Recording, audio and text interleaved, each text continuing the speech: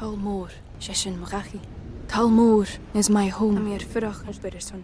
My family have worked the land for generations.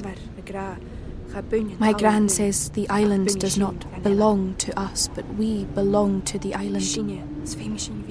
And we must be ready, for a great evil is coming, and death follows with it. Listen and subscribe to the latest season of Undertow, The Harrowing, a Storyglass production presented by Realm, available wherever you get your podcasts. Contained herein are the heresies of Redolf Buntwine, erstwhile monk turned traveling medical investigator. Join me as I study the secrets of the divine plagues and uncover the blasphemous truth that ours is not a loving God, and we are not its favored children. The heresies of Redolf Buntwine, wherever podcasts are available.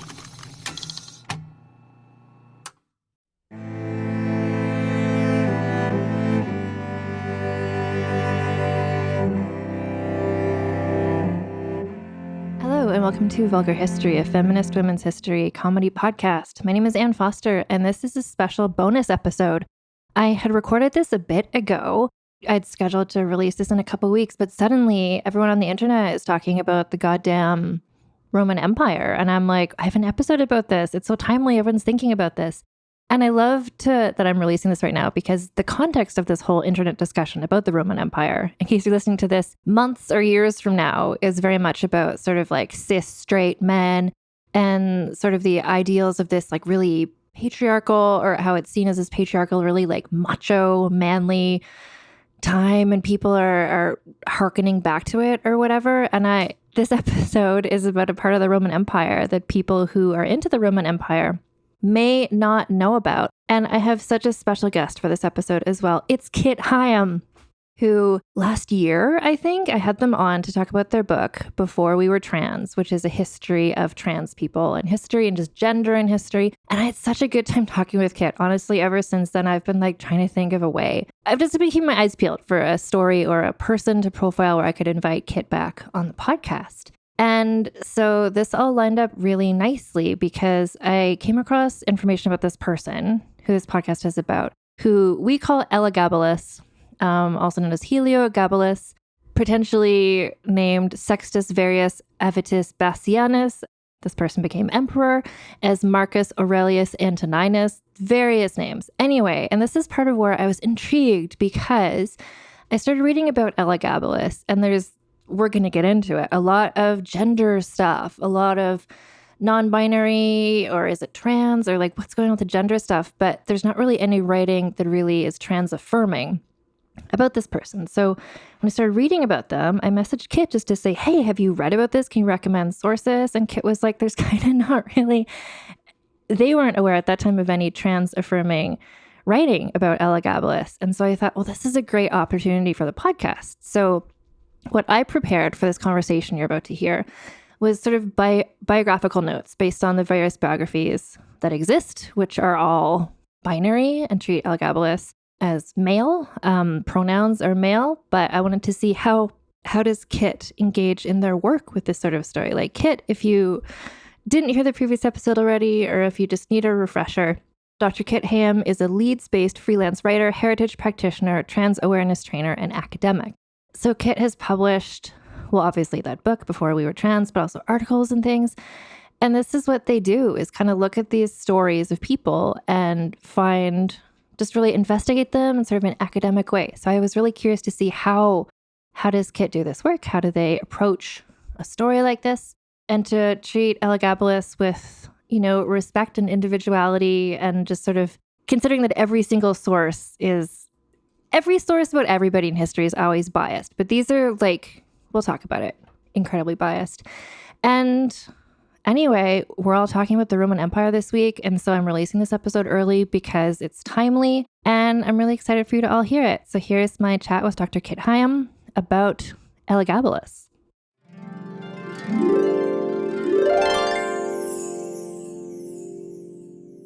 So I'm joined today by returning guest, Dr. Kit Heyam. Welcome back, Kit. Hi, thank you so much for having me. It's a total delight to be back with you. I wanted to tell you as well that I've been secretly trying to think of a person who I could invite you back to talk about, but also a while ago I did just a casual poll on my Instagram stories asking the listeners, who would you like to have on the show again? And your name came up a lot. So that is incredibly lovely news. Thank you, listeners. Hello. Really nice to be chatting with you. And yeah, delighted to be talking about the person we're talking about today. So we're talking about Elagabalus, who was briefly emperor of Rome, got a really weird reputation. I don't know. I'm saying weird reputation just because it's hard to understand what people are even saying this person was like and what they did. So why I've invited you on is because of the trans element of this narrative. And I'm using that term in kind of the broadest possible umbrella because, as we're going to discuss, what was this person's identity? The challenge is that we don't know because Elagabalus did not leave any written records of their own thoughts, right? Exactly, yeah. And so we have this weird tension between not knowing anything at all about what was going on in Elagabalus's actual head, but as I guess we'll go on to talk about, all of the sources pointing to really interesting gender nonconformity, which has meant that for loads of trans people today, Elagabalus feels like an incredibly important ancestor. And yet we have no access to what was actually going on in their mind or with their gender or their sexuality or anything. And that's where it's interesting as well. So, first of all, like we're going to use they them pronouns. And for me, when I was preparing these notes, I was thinking the same way as in your book, Before We Were Trans, where you kind of explain. Can you explain they them pronouns to use that when you just don't know how to assign a person? Yeah. So in Before We Were Trans, I use they them pronouns for anyone unless we have really clear first person evidence of them stating a different identity. And that's basically to preserve multiple possibilities. It's like how we use they them in a kind of passively gender neutral way to talk about anyone whose gender we don't know. And I think that really, really applies to Elagabalus, perhaps even more than most people in the past for reasons that we'll kind of get into. So they them definitely feels like the right choice for talking about this particular figure. Definitely. This is the first podcast I've done where the person I'm talking about, I'm applying they them pronouns to them. And it's every source I was looking at uses he, him, basically. So if I mess up, that's because I probably copy pasted something and forgot to change the pronouns in it. So Elagabalus. I just wanted to mention first the sources that I looked at in researching this. So I listened to a couple other podcasts. There's the Emperors of Rome podcast, which is a podcast. They just go, every episode is a different emperor of Rome, and they're going person by person, which is very useful for me because it's a very casual, fun podcast. But in this one, the host had an academic guest who is explaining a bit more about this history. So the Emperors of Rome podcast. I listened to the Totalus Rankium podcast, which is another one where they go through all the emperors and then rank them. History is Gay podcast had an episode about Elagabalus where, interestingly, they used she, her pronouns. That's the only source that I found that did that. And then also an article by Alexis Mijatovac. I looked at livius.org and the Italian Art Society blog. But my main source was Harry Sidebottom's biography, The Mad Emperor, Heliogabalus and the Decadence of Rome. And I'm going to link all the sources in the notes. And Kit, if you have other sources you wanted to add, you can let me know as well, and I can add those. But do you have anything else you wanted to especially mention that you looked at?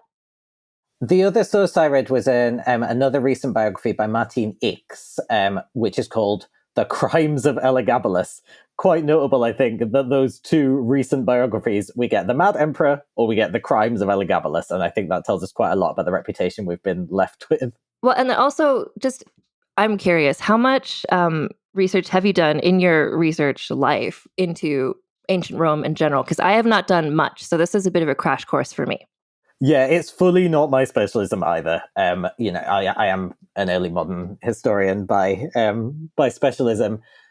So it was really interesting, not only reading these biographies of Elagabalus, but also figuring out the ways in which ancient Rome understood gender and sexuality. And actually, there are some things in common with early modern Europe, which is quite interesting in itself. But it's been a learning experience for me as well, for sure. Yeah, my experience of ancient Rome, I've done an episode about Agrippina, and I've done an episode about Cleopatra, and I've watched I, Claudius. So previously, all I knew about ancient Rome was really that Julio-Claudian era. And this is later on. This is quite a while later on.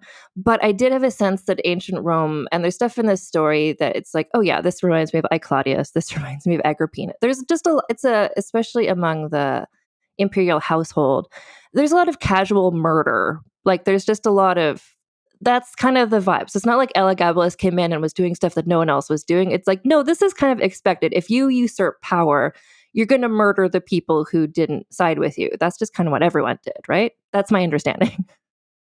Yeah, that seems legit. And I think also, like, the weird thing about reading, when you go back to the primary sources, which I did a bit of for thinking about Elagabalus, when you go back to those, you find that those authors are also like lifting stuff from accounts of earlier mythical emperors and then just being like, and Elagabalus did this too. It's like, so it's no wonder it feels familiar if you've read earlier sources, because like some of it's just verbatim stuff from earlier sources that they've decided to apply to this figure whose story they're semi-telling, semi-inventing. Yeah, exactly. So that's something else I wanted to talk about right off the top, which is the primary sources, if we can call it that. So the one that is actually from Elagabalus' timeline is Cassius Dio, who wrote a history of Rome.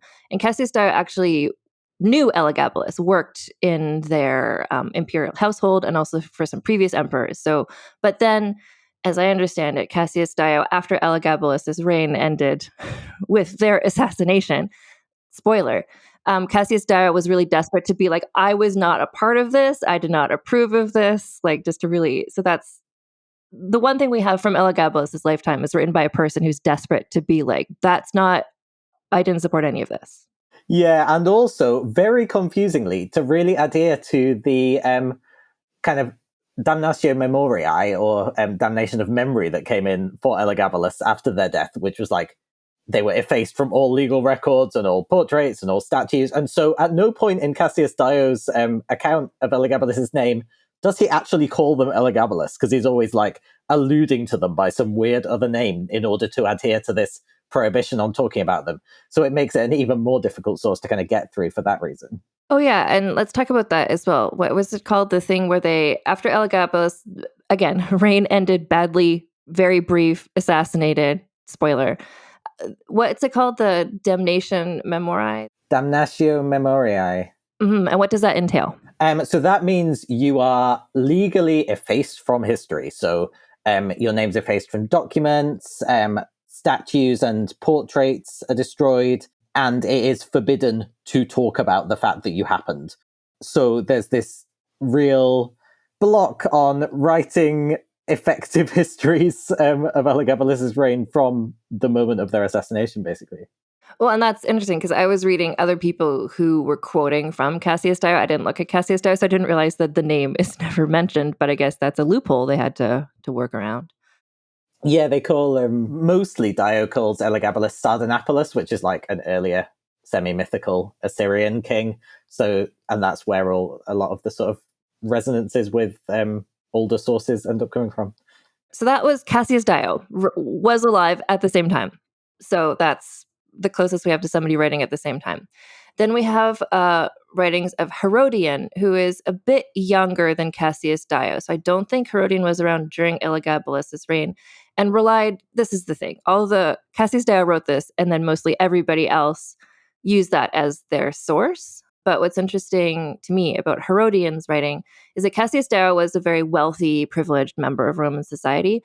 Herodian was less wealthy and influential, so his writing provides a bit of an alternative viewpoint, that of someone who's not really in the inner circle. But again, it's drawing from Cassius Dio, I think. Yeah, I think that's right. And again, that means that the narratives follow each other really closely. So if we're trying to figure out like what were the facts of the case, that's very difficult because of their reliance on each other. And then the third ancient source is a thing called the Augustan history. Can you talk about the Augustan history and how it's really just kind of like erotic fan fiction, basically? Yeah, I was going to say the Augustan history is a brilliant work of historical fiction. It's a kind of series of biographies of various emperors. It's written by one guy about 200 years after Elagabalus. It is wildly sensational. It's great fun to read. It's not primarily useful as like an actual historical source, but it has been really influential in like forming some of Elagabalus's really, really queer reputation. And also just some of like Elagabalus is kind of a out of control tyrant with, I would say the author of the Augustan Histories is what a creative person. Some of these stories are just like, wow. Like there's one that there's a very famous painting of this actually, and this comes from the Augustan Histories, which is Elagabalus and I forget what the painting is called. But anyway, there's this story in the Augustan Histories that Elagabalus had a dinner party and somehow suspended so many rose petals in the ceiling and then unleashed them, and then all of the guests drowned in rose petals. What a way to go. And here's the thing, like with Elagabalus as well. So what I did appreciate about the biography I did read, the Harry Sidebottom one, he is saying like, this is from this source. This is from this source. So and he would say, this is why we trust this one maybe a bit more than this one. And absolutely all of the wildest stories come from the Augustan history. And those are, so for me, just trying to understand this story, it's just like, okay, some of this has to be true, but some of this is clearly not true. And it seems like the most sensational stories are the ones that I'm the most dubious about, really, especially if they come from the Augustan history. Yeah, it means that I think we're talking about someone who has a really queer history, but did they have a queer present is much, much harder. A question that's much harder to answer. Yeah. So then we're getting into so the Syrian background of Elagabalus. So if we're looking at who their family was, I'm just going to talk about that for a minute. So Elagabalus was born probably around 204 CE in the Common Era. So their father was named Sextus Varius Marcellus, who was a Roman aristocrat and politician from Syria. And their mother was also from Syria, Julia Soemius. She's one of 3 people called Julia in this story. Kind of a triumvirate of really kind of interesting, powerful women, all called Julia. So anyway, so the family was Syrian. What was this Syrian family doing in Rome in 204 Common Era? So they were the in-laws of the emperor, who was Caracalla. Is that how you say that, by the way? Do you know? That's how I'd say it. But yeah, I'm not an ancient Roman. That's the thing too. They're not here to ask. So Caracalla was the emperor when Elagabalus was born. Caracalla was the son of the previous emperor, whose name is Septimius Severus, which just as like a point of interest, Septimius Severus was the first African-born Roman emperor. So there is some discussion about like, was he the first Black emperor? Which like, no, but African-born. So Septimius Severus had been married to Julia Domna, who's another one of these Julias. So basically, there's so many Julias, it was all very confusing to me. But they're Syrian people, and Caracalla was the cousin of Elagabalus. Their grandmothers were sisters of each other. And so all these Syrian nobles had been in Rome for something like 25 years because they were the in-laws of the imperial family. So the Syrian background becomes extremely important when we're talking about Elagabalus and everything about them. So yeah, I'm not gonna get into the Julias themselves, these 3 women, but just know that they're really interesting, and I'll probably do an episode about them some other day. But they were role models for Elagabalus, like that's who they were primarily raised by, because Elagabalus's father died in 215. In 217, Caracalla was assassinated, and his prefect, Macrinus, took over as the new emperor. And this is where I was like, oh, this is like I Claudius. This is just, or it's kind of like a bit of history of England in the sense of like the one king is killed and then whoever killed him becomes the next king. That's kind of what's happening here. So Macrinus took over, and in the wake of this, basically this Syrian family, Elagabalus and all the Julias, were cast out of power, because Caracalla's mother, Julia Domna, had been trying to scheme against Macrinus, was found out about that. And so all the Julias and Elagabalus and their family were sent kind of back to Syria.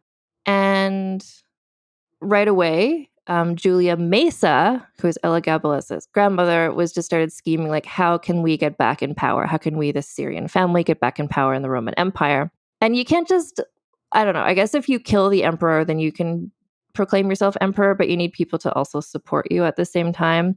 Unless, for some reason, you are the genetic son of the emperor. So Julia Mesa was like, hey, guess what? Turns out Elagabalus' father was Caracalla. Surprise. Well, and I think part of this is that Elagabalus resembled Caracalla. And Caracalla had been very popular, especially among the soldiers. So it was kind of easy to get people to support them because they liked Caracalla. Elagabalus resembled Caracalla. And so rumors started being spread by their grandmother that Elagabalus was secretly the son of the recently assassinated emperor. It makes the family tree really complicated, and I won't get into it because Caracalla was actually their cousin and all of this stuff. But numerous battles ensued. Macrinus ended up dying by suicide, and then 14-year-old Elagabalus was named Emperor of Rome. I just skipped over half of Harry Sidebottom's book because he really gets into a lot of battle history. Do you have anything to add about that? I was going to say one of my favorite aspects of this story is the story that Elagabalus basically became emperor because they were hot. So it sounds like the soldiers kind of went to the temple where Elagabalus was working in Syria and were like, let's check out this potential heir. And then everyone was kind of awestruck by how hot Elagabalus was, and watched them dancing and was like, yeah, this person can be emperor, and like claimed they were kept coming back to this temple just to, you know, be involved in the religious rites or to for political reasons, but actually, as Herodian says, they were just coming to watch this really, really hot teenager. Well, and that's the thing. So after the family was sent back to Emesa, which was the place in Syria they were from, so there was this temple, the temple to Elagabal, which is the name of the god. So Elagabalus, that's a name that was applied to this person later on in their lifetime. They had various Roman names. So there's this temple of Elagabal in Emesa. And so Elagabalus' family, they were descended from priest kings of this area. And then when that place was taken over by the Roman Empire, then they retained their power by just remaining the priest family, the people in charge of this temple. So Elagabalus was named the head priest in Syria, which is why they were the one doing the dancing, which is why that's who you would see doing this stuff. And which is why Elagabalus, like, of all the facts that I've learned about this person, like, clearly they were really devoted to this god and to this religion. And so the religion, the worship of Elagabal was, I don't know, can you explain the statue? There's this big statue that represents the god. Yeah, so like Elagabal is a sun god. That's why, if you've heard Elagabalus referred to as like Heliogabalus, Helio meaning sun in Greek, like that's where that comes from. And yeah, is represented on Earth by a kind of big, scary, dark obelisk, which, like you were saying, it sounds like whatever you want to say about what we do or don't know about Elagabalus, one thing it seems really clear is that they were genuinely devoted to this religion, that they'd been brought up as a child priest to become head priest of this temple, and that they saw being the emperor of Rome as like a really key opportunity to kind of import this religion to Rome and win more worshippers of this sun god. And yeah, as we've been kind of alluding to, unfortunately did not work out so well.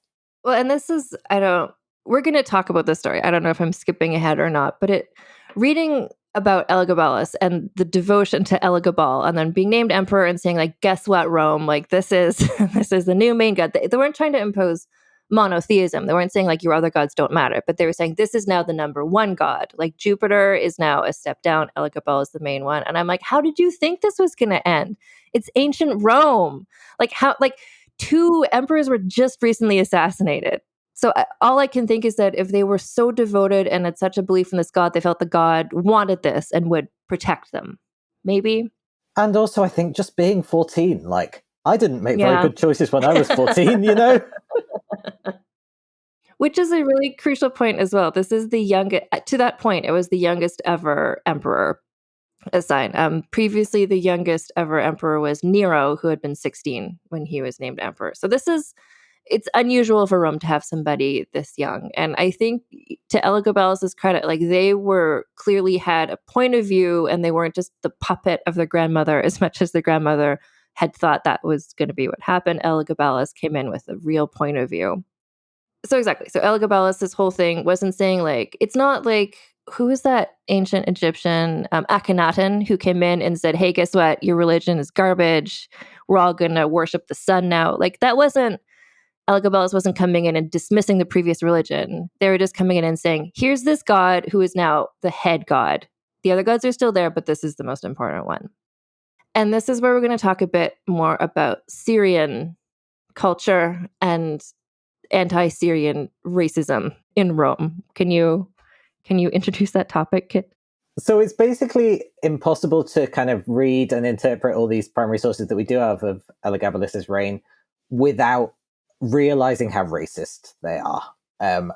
You can't read them properly without kind of understanding that they are all coming from what the ancient Romans would have called an anti-Oriental perspective. And it is a really similar perspective, to be honest, to like anti-Asian racism today, to what we call Orientalism today. So this association of people from east of the Roman Empire, and especially actually from Syria, with effeminacy, with sexual transgression, with not being a proper man, with also like the kind of fashions and the kind of fabrics that were associated with Syrian culture were seen again as insufficiently manly in Roman culture.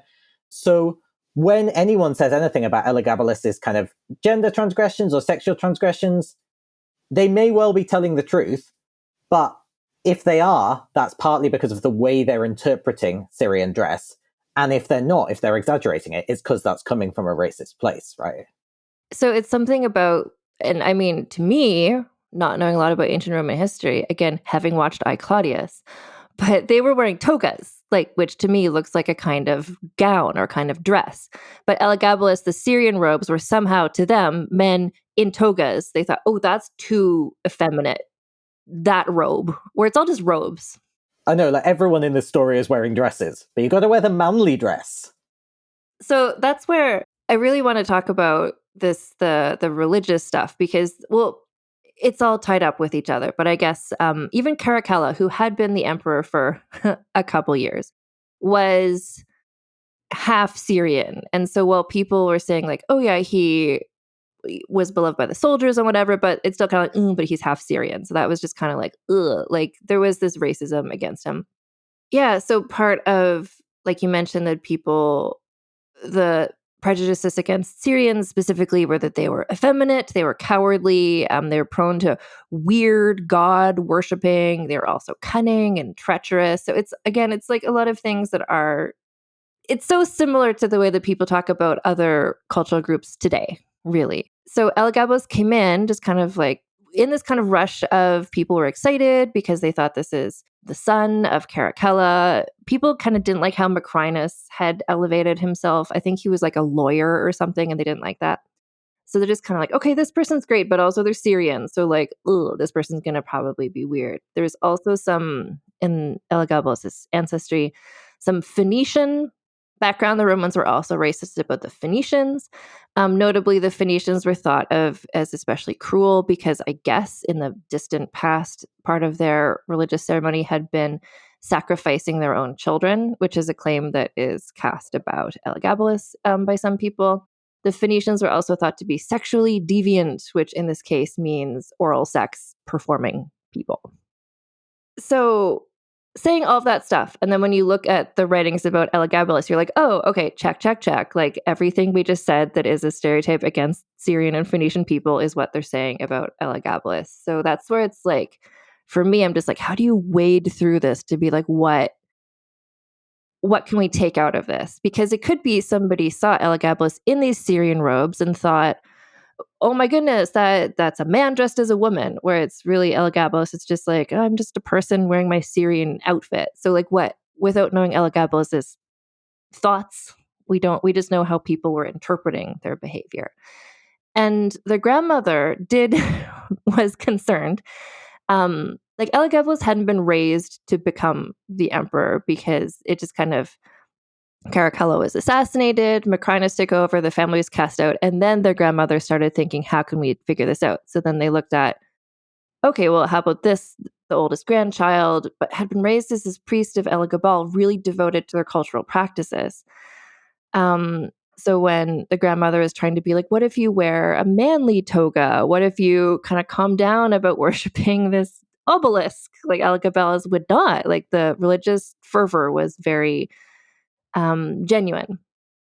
So I don't know if this is true or not, but I like this. Well, I don't know, asterisks. I don't know if anything we're talking about is true, but I do like this as a detail that the grandmother was like, you need to stop dressing like this. You need to wear a manly toga. And Elagabalus was like, well, what if I just send a portrait of myself to Rome wearing this outfit? So by the time I get there, they'll know to expect this and they won't be weird about it. Which, that's kind of a nice compromise, I think. It's quite sweet, isn't it? Just like, we just need to introduce them to the fact that Syrian people dress in this way. It's like, it shows a touching kind of trust in the people of Rome, which was totally not justified. And that's the 14-year-old aspect as well, I think. In some ways, this story reminds me a bit of Lady Jane Grey, the story in English history, who's just this young teenager who's so devoted to a religion, but incredibly sheltered and just not realizing that everyone around them is so scheming. And just ends up like losing their life through the political machinations that someone decided to make them part of. Yeah, really similar. Yeah, exactly. Like this was an Elagabalus did not have any ambition in life that I can tell beyond just being the best head priest possible. So it did take, this was also interesting to me, but I guess it makes sense, the distance that you have to travel and if you're traveling via chariot. So it took something like a year and a half, 2 years for Elagabalus to actually arrive in Rome. But the empire was big. So like they were the emperor, just not actually in Rome itself. And then there's a detail that also just in terms of the devotion to the god. So Elagabalus brought the obelisk with them from Syria on its own chariot.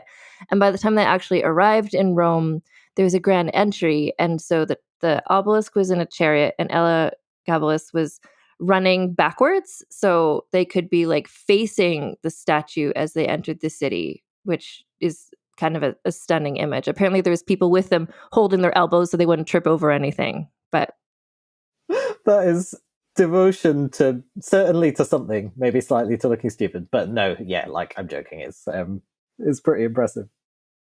It's pretty impressive, but it's also just kind of like the grandmother, I'm sure, was just like, let's tone this down. And Elagabalus was like, or what about entering the city with the obelisk running backwards, like dressed in Syrian robes? Like that's going to go over well.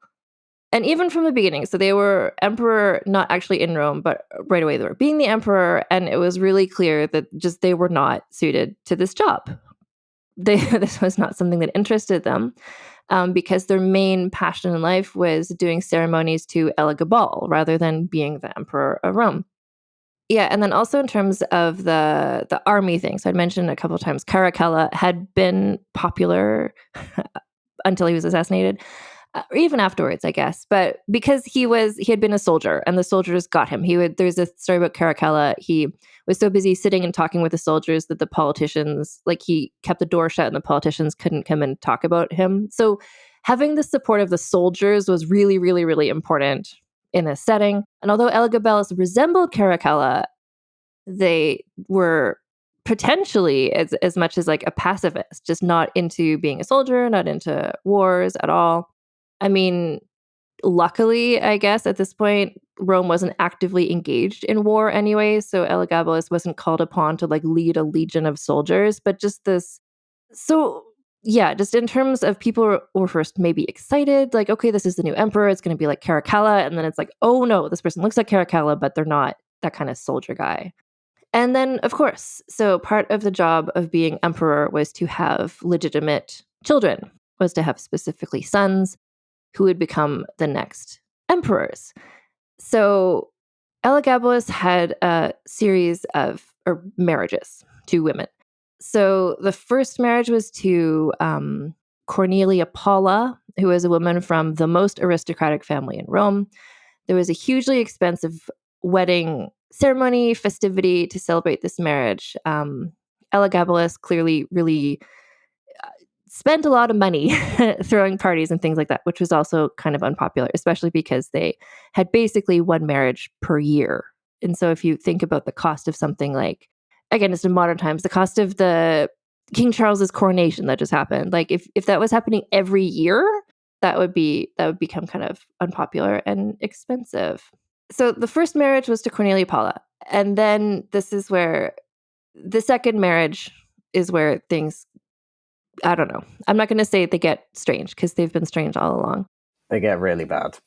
This is okay. Can you explain the position of a Vestal Virgin in Roman society, just so people can understand how upsetting this was? So, if you're consecrated to the goddess Vesta, you take a 30-year vow of celibacy. If anyone violates that vow, whether it is the Vestal Virgin herself or the other person involved in that violation of celibacy, the punishment is death. This means that marrying a Vestal Virgin is not an ideal thing to do. And that is what Elagabalus did. So they divorced Paula, which, side note, I just find it funny to have a person in ancient Rome called Paula, to marry Julia Aquilia Severa, who was one of the Vestal Virgins. And so part of the reason, I mean, this is just everyone was shocked and appalled by this because of what you just explained, the position of a Vestal Virgin. Elagabalus was kind of coming at this from a point of view where they were also simultaneously marrying the statue. I don't know if it's the god Elagabal or just like the obelisk to a goddess. So it was sort of like a double marriage where like Elagabal, the god / statue, was being married to a statue of Juno from Carthage. At the same time, Elagabalus was being married to a Vestal Virgin, and this is maybe something about then their children would be godly. So I don't know if it could have been like a ceremonial thing, just like the head priest of this is marrying the head priestess of this. But it was shocking. It was shocking to everyone. And now we're just going to take a break for a word from our sponsors. A bloodbath tonight in the rural town of Chinook. Everyone here is hiding a secret. 4 more victims found scattered. Some worse than others. I came as fast as I could. I'm Deputy Ruth Vogel. And soon, my quiet life will never be the same. Realm presents a 30 Ninjas production, Chinook, starring Kelly Marie Tran and Sanaa Lathan. Listen to Chinook wherever you get your podcasts. Hi, I'm Jennifer, a founder of the Go Kid Go network. At Go Kid Go, putting kids first is at the heart of every show that we produce. That's why we're so excited to introduce a brand new show to our network called The Search for the Silver Lining, a fantasy adventure series about a spirited young girl named Isla who time travels to the mythical land of Camelot. Look for The Search for the Silver Lining on Spotify, Apple, or wherever you get your podcasts. People often look at me with confusion when I ask them what their only one in the room story is. They think it has to be like mine, where I went to a 600-person event and discovered that I was the only Black person there. I know. Horrifying, right? Hi, I'm Laura Cathcart-Robbins, and I am the host and creator of the podcast Only One in the Room. Every week, my co-host Scott Slaughter and I invite you to join us for an hour and lose yourself in someone's only one story. This podcast is for anyone who's ever felt alone in a room full of people, which is to say that this podcast is for everyone. And we're back. Yeah, and it's kind of a symbolism of uniting the two religions in exactly the way that Elagabalus really wanted to, and that the people of Rome were really kind of not up for. There's something kind of, again, lovely and somewhat 14-year-old about being like, well, I'm the head priest, and she's a really important priestess, and together we will have the most divine children, and it'll be lovely, and that's kind of adorable and really, really short-sighted. This was of the various things that Elagabalus did that we, like, this was one of the most shocking, upsetting things that they did to the people of Rome. And this is, I think, one of the things they did that we know for sure happened. Like there's coinage showing Julia Aquilia Severa, like this marriage did happen. So yeah, everyone is shocked and horrified by this. And eventually the marriage ended in divorce in less than a year, which might have just been cultural pressure, I would imagine. Just saying like, you can't do this. You need to undo this and marry someone who's not a Vestal virgin. And so this section of my notes is just kind of stuff where I'm like, I'm going to say a thing and you'll tell me what you think what you think about it. So apparently, like knowing the devotion to this religion, Elagabalus would, and again, we don't know the rituals and rites of this religion. So all we have is just kind of like a person who hated and mistrusted them explaining what their actions were. So presumably this was part of the religious rites. So every morning, allegedly, Elagabalus would appear in public clad in the Syrian garb, the robes and jewelry. Apparently, they were the first and only Roman emperor to dress in robes of pure Chinese silk. Makeup may have been involved, and they performed sacrifices to their god with the help of priests under their rule.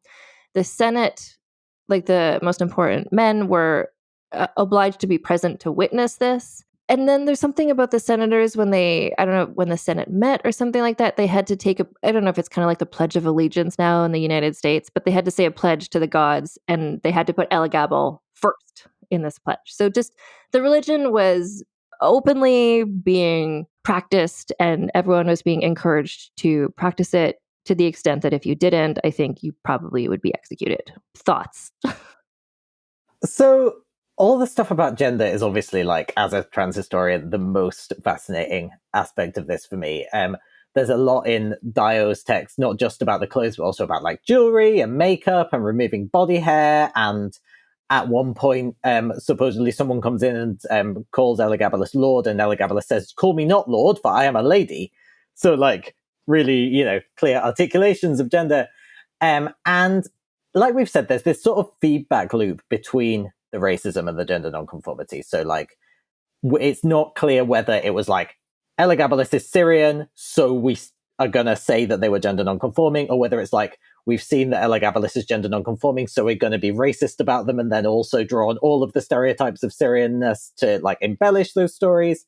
I mean, I think given that in Roman culture, what we know about ideas of masculinity were that you weren't just inherently masculine if you had like a particular type of body. You kind of had to earn masculinity through your actions. And it seems really clear Elagabalus was not earning masculinity through any of their actions, or they wouldn't have got that reputation. So that much I think we can know, that they were not doing Roman manhood correctly, that this was someone who was seen by their society in a way that was not masculine, despite having a certain type of body, which we would now associate with maleness. And so in a way, I think that's where Elagabalus' trans history comes from. We don't know what was going on in their heads, but their story tells us that masculinity could be disassociated from this particular type of body, and also that there were lots and lots of ways in which someone could be understood as gender nonconforming in that period. And that, I think, is why they have so much resonance for trans people today, which is important and an aspect of their history that, I really want to acknowledge and not just sweep under the carpet, I guess. Yeah, and this reminds me as well. So in your book, Before We Were Trans, everybody should read it. You describe how I'll just call it like the umbrella of trans history. It's not just, here's a person who was assigned a certain gender at birth, and from an early age, they knew that they were a different kind of person, and then began expressing that in adulthood. There's a whole umbrella of gender nonconforming behavior. So in terms of Elagabalus, the sources that I was looking at, they're either saying like this was a man who was behaving in this way. That one podcast was saying like they saw this as a trans woman in that sort of conventional narrative of gender and sex not aligning initially. But can you explain about trans history? There's so much gray area. There's so many different ways. Can you talk about that?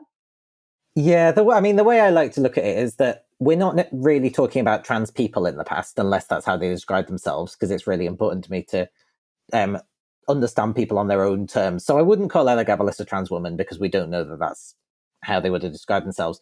But I would say that we can describe their story as trans history, because that's any history that helps us to understand that gender has never been uncontested or fixed or tied to particular types of body. And Elagabalus' story shows us that really, really clearly, shows us that there is nothing new about thinking about gender as something we can disrupt and challenge and kind of untie from particular types of body. And regardless of what was going on in Elagabalus' head, we know that their contemporaries, including Dio, saw them in a way that was not masculine, and in fact presented them as someone who wanted to be a woman. The thing we haven't mentioned is also the story about Elagabalus wanting what we would now call gender reassignment surgery. And I do find that really interesting, because, like I said, a lot of the kind of aspects of Dio's narrative about Elagabalus, them are, you can read them as anti-Syrian racism. You can also read them as just repeating these stories about this earlier mythical king, Sardanapalus. But the surgery thing is new and doesn't get applied to anyone else. And that is something that really makes me think maybe there is something other than just prejudice and racism going on in these narratives of gender nonconformity, because otherwise, where did that come from? Yeah, and that was the part of the story where I was exactly what you just said, where there's parts of this story that also, to me, they're similar to narratives of Caligula or Nero or other sort of like quote unquote scandalous, non-conforming Roman emperors. But the thing about that Elagabalus tried to get the physicians to find a way to give them gender reassignment surgery. Like, that's such a specific detail. And also, I don't know what that is, a specific detail that doesn't reoccur anywhere else. But then also there's something about in this, could that have been something misinterpreted by Dio about the ritual castration that might have been involved in this religion? I don't know. Because that's another thing. Like, some of the religions, some of the Eastern religions of this time did have eunuchs were part of it. So I don't know. What's interesting about what Dio says is explicitly specifies this was because Elagabalus wanted to be a woman, and it was definitely not for religious reasons. And of course, that could be a way of just kind of delegitimizing that desire and saying it's not noble in any way. But Dio does go to some lengths to specify that this isn't about religion. This is about what's going on in Elagabalus' mind. Mm-hmm. No, and that's the detail that really jumps out at me about this story is and again, like, we're having Dio saying this is what Elagabalus said. But like you just said, and I really want to emphasize, it's not, so many of the other stories are kind of reused stories about other people, but nowhere else, I don't think, anyone else is said to have this desire. So that's really interesting. Yeah. And I do want to also just mention, like, I don't want it, this isn't like genital talk, but like the fact that Elagabalus was married several times to several different women and never conceived a child is also interesting and could speak to physiology in some way, perhaps. Yeah, I think that's true. Or to the kind of sex that Elagabalus wanted to have, because, we also haven't talked about potentially all the men they thought were really hot. We're just getting into that part because Elagabalus loved sporting events, especially chariot racing. So they would drive in races themselves. And during one of these races, this very hot guy called Heracles tumbled out of his chariot, apparently in front of Elagabalus, took off the helmet, and just in sort of like an anime sort of thing, took off the helmet, shook out this long, curly, blonde hair.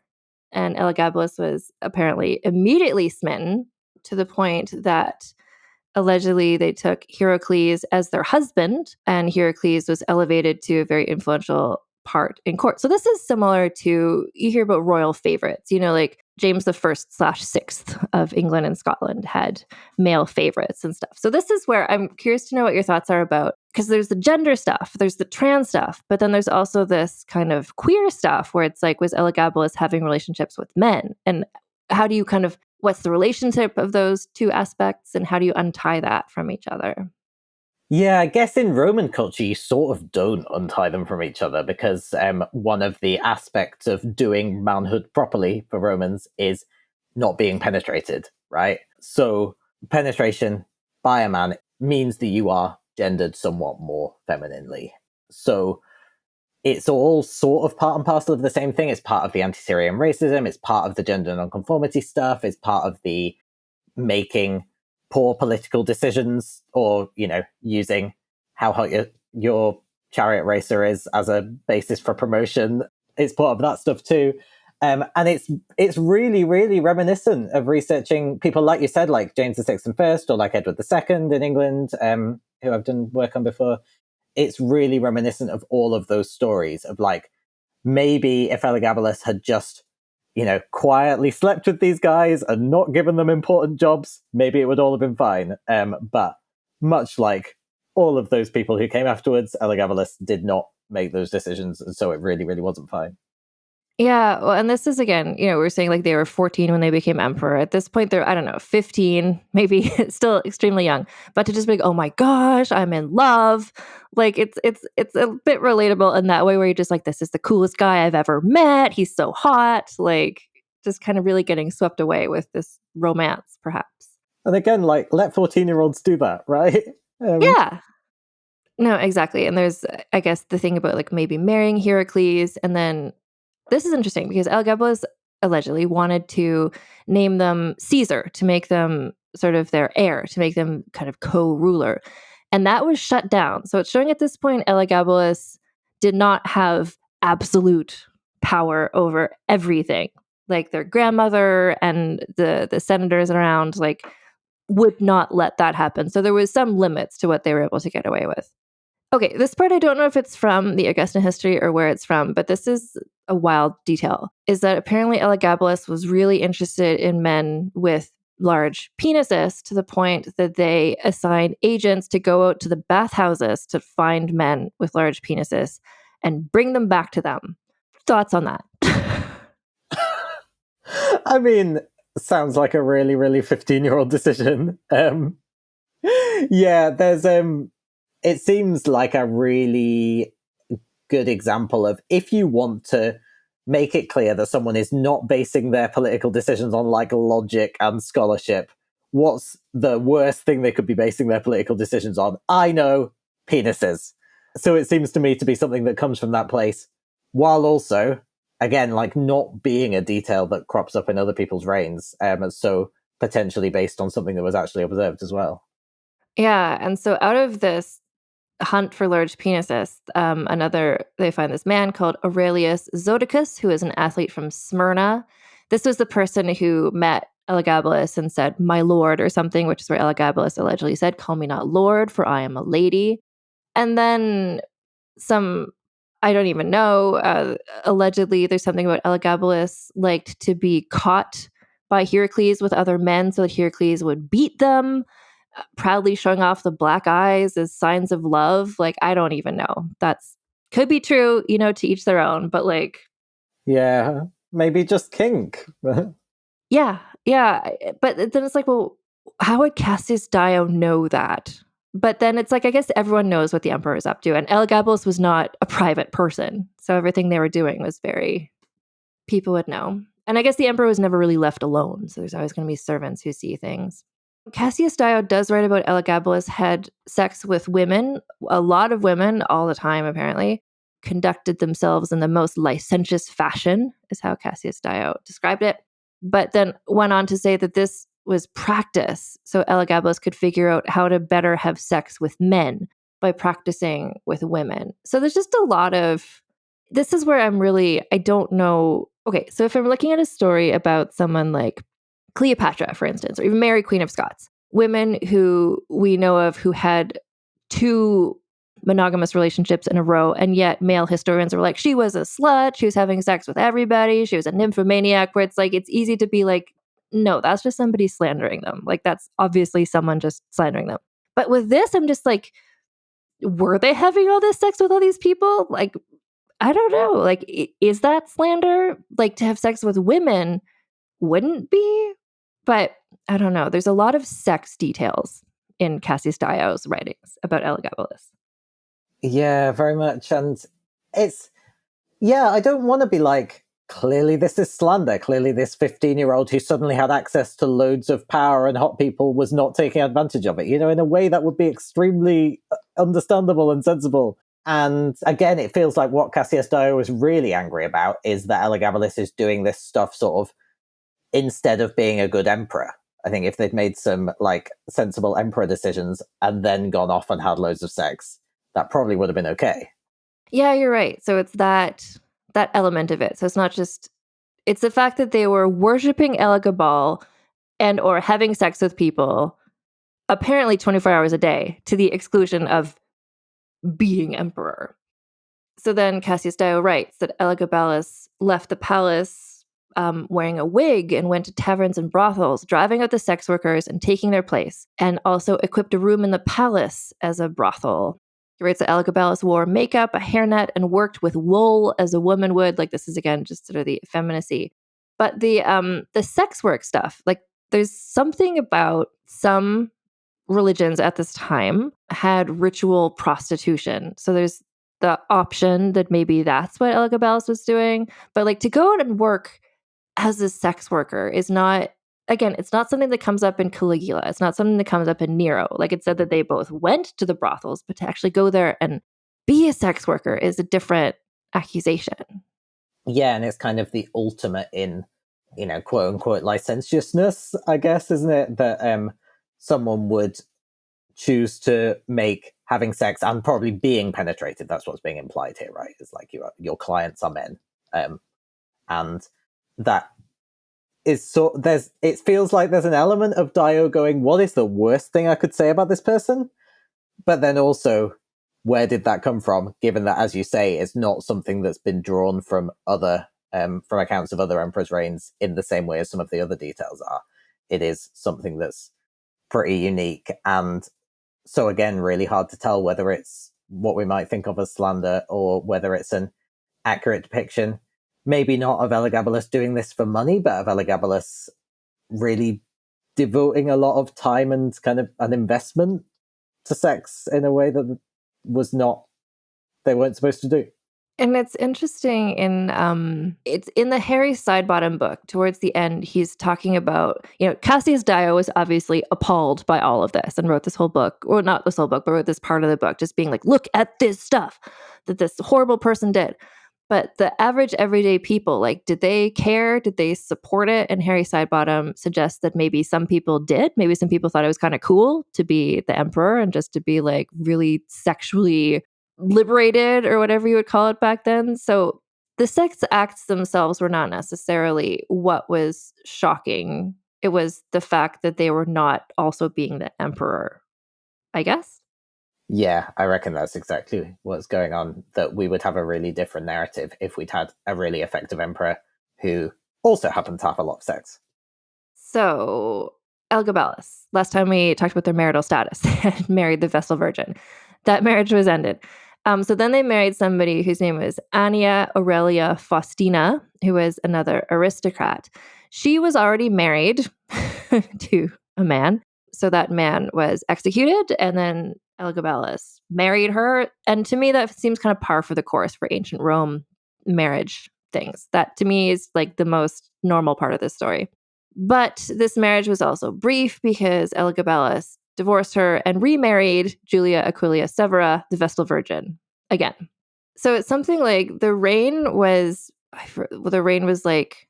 3 years long or something, and contained at least 4 marriages, potentially more. But I will also notice in terms of doing emperor stuff, so archaeologists have established Elagabalus was responsible for the creation, building structures being made. So a circus to the east of the city, and they were responsible for the finishing touches to the baths of Caracalla in Rome. And in the gardens of the bathhouse, they built shops, an athletic track, sports fields, gardens, massage rooms, saunas, 2 reading rooms, a hair salon, perfumeries, cafeterias, music pavilions, and a museum, which sounds like a really great place to go spend the day. So there was that sort of building of buildings was an important part about being Roman emperor, and they did manage to do a bit of that. But again, we mentioned this several times, but this reign is very short-lived. It was clear very early on, especially to his grandmother, Julia Mesa, that this is not the way to restore their Syrian family to a great influential position in Roman society, because Elagabalus was not doing a very good job at being the emperor. So she tried to think of what's a way that she could keep power. Her family could keep their influence, but get rid of Elagabalus. So I wanted to mention, too, just the role of women in Roman society at this time. So women could not hold civic or military office. Like, she could not rule as empress in her own name, like, even though she was clearly probably fundamentally suited to that job, just based on her scheminess, her ambitions. So her plan was to get her other grandson, Alexander, who is just a couple years younger than Elagabalus, named as Elagabalus' heir and kind of co-emperor. And Alexander, because he was younger and because the family had already been cast out when he was young, he had been kind of groomed in this way, like raised to know how to be a good emperor in a way that Elagabalus was not. So eventually, like, Julia's plan was to have Alexander named co-heir and then to get Elagabalus assassinated, probably. So Alexander could take over. Elagabalus didn't know that that was the secret plan, and so agreed to adopt their 12-year-old cousin. And this adoption was done in the Senate. And this is, I tried to find some more details about this because it interested me, the role of women in the Senate during this era. So these three women, all called Julia, were all really powerful and really smart and very influential over Elagabalus. So he arrived at the Senate with his young cousin, as well as Julia Mesa, their mother, Julia Suemus, who sat on either side of them. So women were not supposed to be allowed in the Senate. This was not done. Like, I did a whole episode with Agrippina where she hid behind some sort of curtain just to listen in so she could have influence. So women were brought in. And in fact, during this brief reign, basically women in their family, whose name was Julia, were able to attend the Senate for the first time in Roman history. Elagabalus perhaps created a Senate for women. And I think one of the Julias, maybe the mom, was named actually a senator. Anyway, after Elagabalus' death, this women's Senate was one of the first measures to be revoked, and the male senators vowed that no woman would ever enter the Senate's house again. So I just thought that was interesting in terms of, under the umbrella of gender nonconformity, like Elagabalus viewing women as equal to men in this way that was very unconventional and unusual. Which would potentially make sense if Elagabalus saw themselves as a woman, or as, neither a man nor a woman, that they would have a more flexible perspective on gender, right? No, exactly. And that's another thing that I find stands out to me in this story, that they were clearly not thinking in this binary way. Women are like this, men are like this. Anyway, so they adopted Alexander. This is the point. So they divorced the Vestal Virgin again.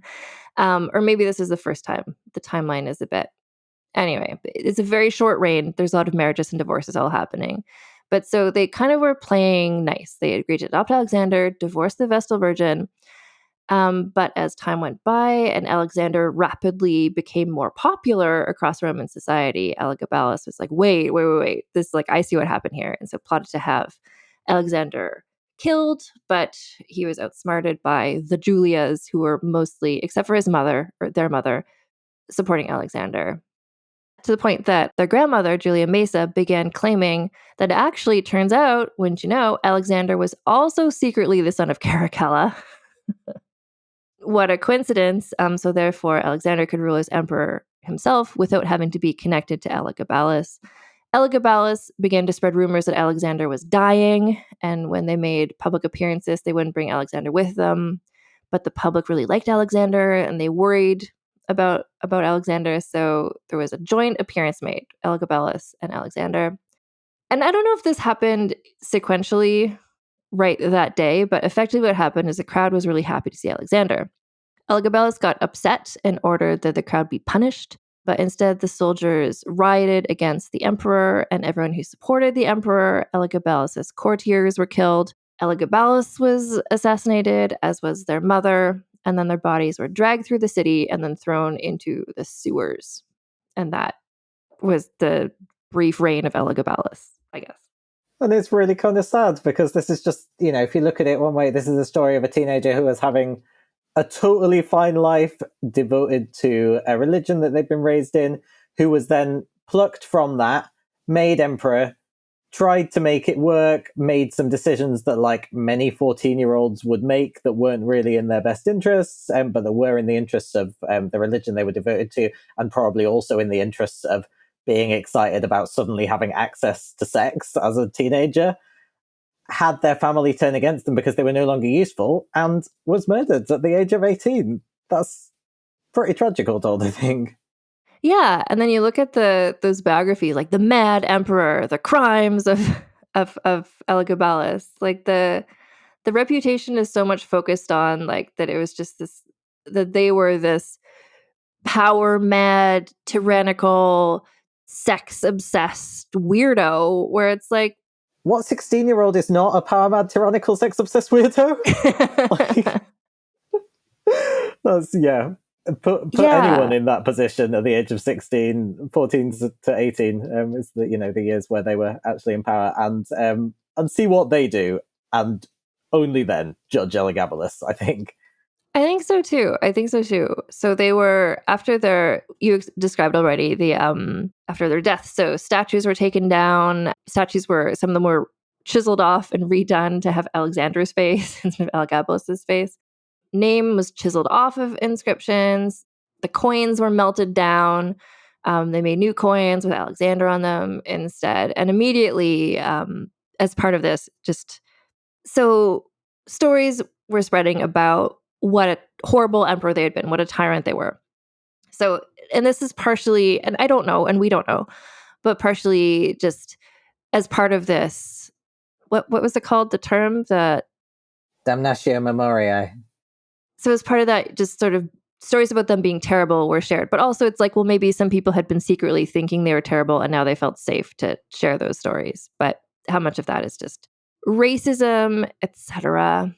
And then it was 200 years later, the Augustan history came out, which really came out with all these stories like drowning in rose petals. And there's stuff about like, I don't know, just weird things like that Elagabalus would lock a elephant and a tiger in a chapel and then would like throw testicles in there. It's just like weird stuff, like a great work of fiction, but just really just making Elagabalus this complete, unrelatable, absolute monster. Yeah, just how much scandalous stuff can we make up and get away with? And yeah, that kind of develops later on into a really interestingly queer reputation. Like by the 19th, 20th century, queer people, mostly men, mostly gay, like gay or queer men, are kind of relating to Elagabalus. And then as we get into 20th, 21st century, trans people are going, this person asked people to make them a vagina in the Roman Empire. That's pretty trans. And so we have Elagabalus going from being like totally ostracized, going from this Damnatio Memoriae, which, by the way, shout out to brilliant author Ada Palmer for teaching me how to say that and what that is. It's not something I just know because of ancient Rome. It's something I know because of sci-fi. We go from that to actually queer communities really finding Elagabalus a kind of important ancestor. And that, in a way, for me, is like the happiest thing that comes out of this. Like, it's a tragic story, but then the fact that so many people have found community in it later on is the kind of redemptive in some way. Well, and it's interesting too to see how that reputation developed. You mentioned, so in the 19th century, people, it's like the decadent movement. So people like Oscar Wilde and that sort of people, like they found, I think, the Augustan history, and they were just like, oh, this person is just like us, just sort of like a person who's into just sort of living sensually, like a hedonist. And so they related to that aspect of Elagabalus. And now, like you mentioned, I think the stuff about Elagabalus wanting gender reassignment surgery becomes sort of, I don't know. And this is part of what your work was, especially in your first book, was it's not looking at queer people from history as like, they're all heroes, but it's just kind of like, well, they were there. And that's just interesting. And that's important to know and to acknowledge. Like Elagabalus was a terrible emperor, but a tragic figure, just this kind of teenager who didn't really know what they were doing. And so I'm not here to be like, Elagabalus, like, yeah, greatest emperor in history, but an interesting and notable person. And I'm glad that their story is being shared and found and appreciated. Yeah, 100%. And that for queer people now who are thinking, was there anyone like me in the past, that we have these stories and these reputations which don't necessarily tell us that much about what was going on in Elagabalus' head, but do tell us about how they were seen, and therefore do tell us that gender and sexuality have always been so much more flexible than we think. And that's important in itself. I think so too, yeah. So even like Elagabalus' story is interesting and noteworthy, but also just the way that gender and sexuality have been understood throughout all of history, I think is a really important thing for people to understand and to see. It's not just like gender was invented in America in the 1950s. And it's like, no, like everything's always been sort of fluid and flexible and interesting. And there's been gray areas like throughout all of history. Like this is such an incredibly long time ago, that 2,000 years ago, that this was happening. And even then, like Elagabalus proudly wore these robes that people in Rome thought were more effeminate and whatever, I don't know. I think it's really, really, really important to look at throughout all of history. It's not just been a binary experience. Yeah, 100%. And if people take anything from Elagabalus' story, I think they should take that. Thank you so much for talking about this with me. It was such a challenging thing for me to research because there's so little known and the sources are so incredibly biased. Thank you so much for having me. It's been a really great opportunity to look at some weird Roman texts and to think about how we do tell the story of someone whose inner thoughts we can't access, and how we talk about them as trans history while respecting the whole multiplicity of what was going on for them and for the people who was writing their story. I've loved it. Thank you so much. Can you tell everybody just about your book, which I think has just come out in paperback as well, if they want to learn more about your work? Like, I think that book is a great introduction to what you're doing, what you're about. Sure, thank you. So yeah, my book, Before We Were Trans, A New History of Gender, is a global history of gender nonconformity, of all the people who don't really fit into kind of modern and or Western trans categories, but who still show us that gender has always been open to disruption and challenge and play. And yeah, it just came out in paperback in the UK. It's also out in North America, and I think the paperback over there will be out next year. So do check it out if you'd like to. And you have a website as well. I'm just thinking, after people hear this episode, they're going to want to know more about you and see what you're up to. So can you just share like your website and social media and things so people can see what you're thinking about lately? Sure. So you can find my website at kitheyam.com, find out about all the heritage and other stuff that I'm working on at the moment. And my Twitter is at @krheyam. That's fabulous. Thank you so much for joining me again for this wild ride. Honestly, just what a story. Thanks so much for having me. So I'm joined by Kit Heyam for a return appearance to wrap up the Elagabalus episode, because I only realized, I think it was only after I posted the episode, someone said, "Why didn't you score Elagabalus?" And I was like, I completely forgot that that's what I do. So Kit, thank you so much for taking the time to go through this again. Elagabalus, I mean, the first category is Scandiliciousness, which they were literally murdered for their Scandiliciousness. I can't really, off the top of my head, think of many people who you've covered on your podcast who would need to score higher than Elagabalus. I mean, just the highlights of it. Like, I'm going to edit this onto the end of the episode itself, but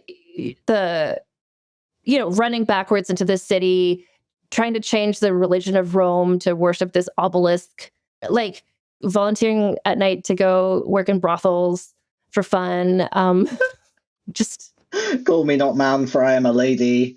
All of the kind of brilliant teenage unconsciousness of how badly they were doing emperor and how badly they were doing Roman masculinity. And as a result, as you say, emperor for 5 minutes, murdered pretty quickly, literally their entire story erased from Roman history by law. They've got to be a 10 in Scandiliciousness, right? If there was a higher than 10, they would get that, because even in the context of ancient Rome, which was a very scandalous society, people were murdering each other. Like, all the time. The fact that Elagabalus was like one step too far for them is, yeah. That's a lot. I think it's a lot. So sort of like the conversation we just had about public universal friend, though, I don't know about scheminess for Elagabalus. I feel like they weren't coming in being like, here's my 5-point plan to change Roman religion. I think they were just like, hey, let's just do this. Let's just have a good time. I don't think there was much. If they'd done any effective scheming, they might not have crashed and burned so spectacularly. Let's give them some credit. They were a teenager. They'd just been like a really hot young priest and then were co-opted to be Roman emperor. They didn't really have a chance at the whole scheming thing. I think they get a pretty low score on this. I mean, the only scheminess points I would give them is if genetically they had inherited any from their incredibly scheming mother. If there's like a dormant scheminess DNA strand that just never got to be activated, if some of the mom scheming wore off on them, I'm going to say 1. I'm going to give them a 1 for scheminess because they did for DNA reasons. Significance of Elagabalus.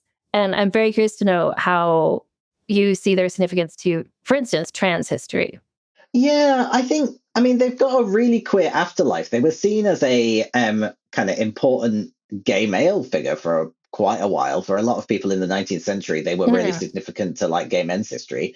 And then they've been taken up as a kind of a trans ancestor by lots of trans people subsequently, and are now really important to lots of people because of that. So yeah, I'd go pretty high in that respect. As we talked about in the kind of main episode, like most of what we know about them is reputation rather than, it's the mark they left on the society after their death rather than necessarily anything from their perspective. But because of that reputation, they've become really significant to queer history, I think. More so than they are to Roman history, arguably, given that they didn't really get to do very much as emperor.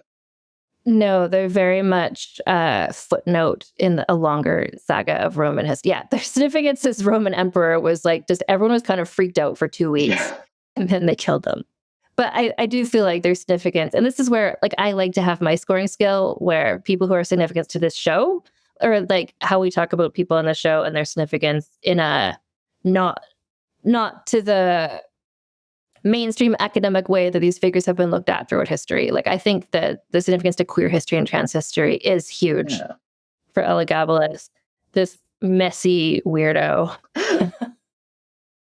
I wanna say a 10 for significance as well. Just in terms of like as a trans ancestor, but also the importance to queer men. But also there's like the famous painting, that one with the falling with rose petals and stuff. Yeah, huge like cultural afterlife. Exactly. There were so many Roman emperors who did not have this renaissance of interest in the 19th century. So, and then again, the complex sexism bonus. Yeah, I kind of think sexism held Elagabalus back quite a lot, in that one of the major problems that people had with them was their inability to conform to Roman styles of masculinity or standards of masculinity, which, as we talked about in the main episode, is partly a racism thing and partly about the association of Syrian people with effeminacy. And, much as you were talking about earlier, definitely sexism was not the only problem. There was racism going on. There was opposition to their religious beliefs going on. But if there hadn't been so much misogyny in their life, I think they'd have had a better time. Yeah, I do think, and I love that interpretation of sexism, because often when I'm looking at the story of like a cis woman, it's just kind of like, well, women in society couldn't do this and this and this. But sexism is not just anti-women, it's anti-femininity, anti-effeminacy, which is what, like Elagabalus had, overlapping things that people were freaked out about. But the gender presentation, I think, was a huge one. So how much that, I could see Elagabalus being a different sort of teenager who maybe did conform to the masculinity, might still have been assassinated. Yes. I think for religious reasons. Yeah, the whole trying to change the religion of Rome thing is never going to do well, even if you're incredibly masculine. But I'd go maybe like a 7 or 8. Yeah, let's go with an 8. So this gets them up to a 29. So let me just see who that makes them neighbors with, who you might be familiar with. Hatshepsut is 29. A more successful ruler, but also someone whose memory was erased after their death, interestingly. Yeah, and who also had some, the way that gender was presented was part of why their memory was erased afterwards. Oh, and you know who else has a 29? Louisa May Alcott. Oh, hey. All of the trans ancestors. Yeah, 29 is a popular score for people outside the gender binary. But thank you so much for joining me to add that on. So I'm going to post this so people can see where Elagabalus fits in on this scale. And thank you again, Kit, for joining me for another excellent conversation. Thanks so much for having me. It's been a total joy, as always. So, Kit mentioned there on Twitter, this interview was recorded a few months ago prior to Twitter/X kind of imploding, and where Kit is now, as well as potentially maybe on Twitter sometimes, is on Instagram at Kit Heyam Writer. So you can look them up there to keep up with what they're doing. Actually, currently on leave. But anyway, you can follow Kit there. And also, they have a website, kitheyam.com. And what a treat. Honestly, like, I love talking with Kit. I'm already like scheming ways to like, how can I bring them back on? It's also, I think I mentioned this in the interview, or maybe it was before I started recording, but a while back, before I started doing as many author interviews, I had asked on Instagram, like, who is a guest that you would like to have back? And Kit's name was like at the top of that list. Everybody loves hearing from them. I was really excited to have them on for this. And I love the timeliness of this, to just engage with this discussion of the Roman Empire, where it's like, it's not just the story of like Julius Caesar or Octavian, or even people I've talked about on the podcast before, Cleopatra and Agrippina. It's a more nuanced and interesting subject matter. No tea, no shade to anyone who thinks about the Roman Empire every day. But for those of you who don't, now you did today.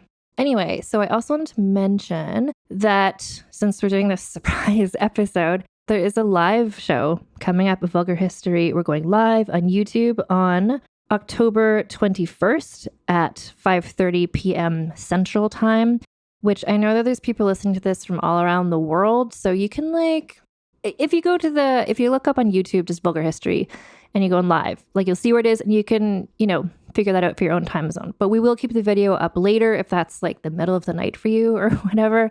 You can watch it on a delay as well. Anyway, the links to all of that are in the show notes, and also the emergency of this. I'm just like usually more prepared when I'm saying these farewell messages. Anyway, I have a website, which is vulgarhistory.com. And when you go on there, you can find there's the full Scandiliciousness scale to see where Elagabalus fits in amongst everybody else there. But also there's a form there where you can contact me, email me at vulgarhistorypod@gmail.com. And also if you go to the website, vulgarhistory.com, we're working on getting transcripts. So Aveline Malik from The Wordery has been doing amazing work making transcriptions of some of these incredibly long episodes we've been doing lately. But so the most recent ones mostly have transcriptions, and then Aveline is kind of working backwards from there. So if you prefer to read a podcast, or if you want to refer back to it, if you want to quote me in your academic paper, first of all, like let me know you're doing that. But second of all, so I'm on Instagram, same as Kit.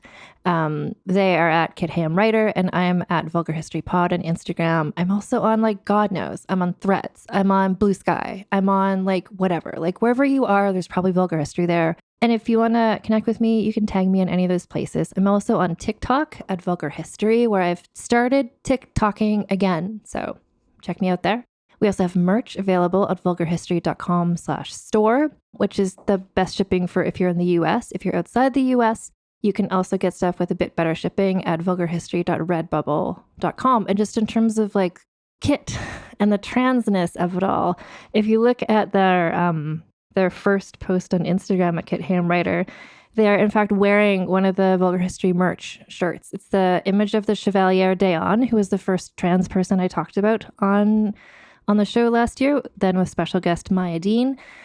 And it was just really special for me to see. Like, his kid was wearing the shirt from Vulgar History, and that was a design done by Jan Upater, who is an artist that I collaborate with a lot for merch. And Jan is also non-binary, so it's just like, it's a beautiful thing. And you can also support the podcast. We have a Patreon, which is patreon.com/AnnFosterWriter. So there, for $1 a month, you get early ad-free access to all episodes, and or for $5 or more a month, you get bonus episodes of Vulgar Peace Theater, which is where I talk about costume dramas with friends of the podcast and frequent guest stars Alison Epstein and Lana Wood Johnson. Also, with that $5 a month, you get access to the bonus episodes. So initially, it was just So This Asshole episodes where I talked about just gross men from history, but that was just bumming me out. So lately, I've been talking about, I did an episode of bushrangers, who are like Australian highwaymen, and you're going to learn more about those later on here on the regular feed. But I'm also going to be doing some episodes that are just like, so this messy bitch, like just kind of like trashy people from history who don't quite fit in the regular podcast. Anyway, you know what? Keep thinking about the Roman Empire or not. But thank you so much for listening to this podcast, and keep your pants on and your tits out. Vulgar History is researched, written, and hosted by Ann Foster. That's me. The editor is Christina Lumagi. Theme music is by the Severn Duo. The Vulgar History Show image is by Deborah Wong. Transcripts are written by Aveline Malik. Find transcripts of recent episodes at vulgarhistory.com.